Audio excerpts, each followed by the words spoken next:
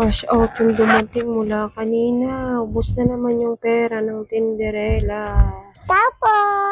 Ate Des! Yes, ba ano yan? Ate Des, magka-cash out lang po Cash sana. out? Opo, cash out po. Magkano?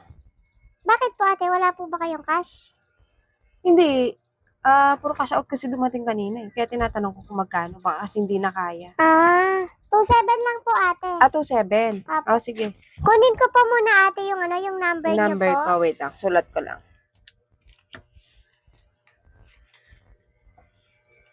0936. Wait lang ha. Sige po ate. Sa bahay na lang daw po ni mama isi-send.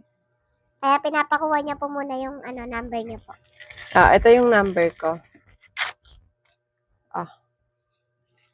Balik ka na lang na pag na-send na. Dalhin mo yung ha. Sige po ate. Salamat Okay, po. thank you. Puro cash out talaga sila ngayong araw. Uy, magpa-cash in naman sana. Kalalaki pa mo ng mga cash out nila. A few moments later. Ate Des, Yes, be. pumasok na daw po yung GCash. Pumasok na daw. Apo. 27. Apo. Sure ka 27? Opo, 2,700 po Teka yung ha, sabi tignan ni ko. mama. Galing kay mama mo. Apo ate, kay mama po yan galing. Siya po yung nag-send. Walang pinadalang sa'yo, reference number? Ay, wala pong pinadala ate, pero tignan nyo na lang po kasi kay mama po yan Wala? galing. Wala Teka pong lang binigay ha. na reference Buksan ko muna yung number. Gcash ko. Double check ko lang kung may pumasok. Sandali lang. 27? Be, wala pang pumasok. Baka di pa nasisend ni mama mo. Ang sabi po ni mama, na-send na daw po eh. Wala pa. Wala pa pumasok na 27 sa akin. Sure ka 27? Opo ate, sabi po ni mama, 2,700 Wala pa, po yung sinend sa inyo.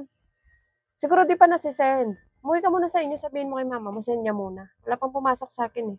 Tsaka yung pakisend niya sa akin yung screenshot ha.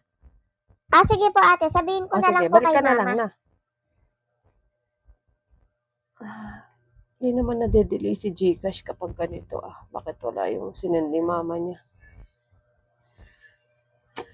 A few moments later. Ate Des, Saan? sinend na daw po. Pinadala? Nasa na po, messenger niyo po, sinend po ni mama. Wait lang. Check ko lang kung sinend na sa akin yung screenshot. Nag-chat na daw po sa inyo si mama. Binigay mo yung yung papel kanina. Apo ate, binigay ko po kay mama Sige, kanina. wait lang. Ito po yung number nyo kanina, di ba? Ito yung number ko. 0936. Teka lang ha. Ito, chinat na ni mama mo sa akin yung mali naman yung number na ni mama mo? Paano pong mali ate? Binigay ko naman po yan kay mama, yung number. Hindi niya po naman sa akin sinulat na-send yung pera. Paano hindi po sa inyo? Number nyo po yan ate. Iba. 0936 yung number ko. Yung sinendan niya, 0963.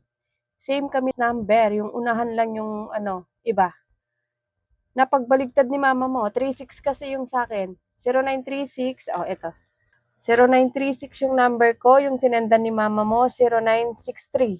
Baligtad. Hindi ba nag-double check si mama mo ng pangalan? Nilagay ko na nga yung pangalan ko. Hindi ko po alam kay mama. Binigay ko naman po yung papel sa kanya. Patawag mo sa kanya yung yung number na yan. Hindi naman ako pwede magbigay ng pera sa'yo. Hindi naman sa akin pumasok. Madali siguro ni mama mo. Baka nabaligtad niya yung number. 0936 yung sa akin. Sabihin mo sa kanya, hindi sa akin na-send, ha? Bigay mo ulit yung number ko. Sabihin mo, ito yung number ko, hindi yung pinagsendan niya. Hindi niya dinouble check yung pangalan. Send na lang ng send. Paano po kaya yan ate? Paano makukuha po yung perang pinadala Tawagan ni niya mama? mo kasi sayang, 27 din niya. Makukuha naman niya yan. Malay mo, mabait yung napagsendan niya. May babalik naman yan sa kanya.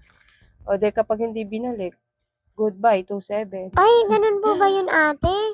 Sige, Naku, sabihin mo na lang sayang kay mama naman mo po ha. Hindi yun. sa akin na-send. Yan yung number ko, 0936, hindi 0963, okay? Sige po ate, sabihin ko na lang po kay Sige, mama. sabihin mo na lang kay mama mo. Nako, sayang yung 27 na yun kapag hindi binalik sa kanila. Send kasi ng send, hindi mo na dinodouble check yung pangalan kung tama.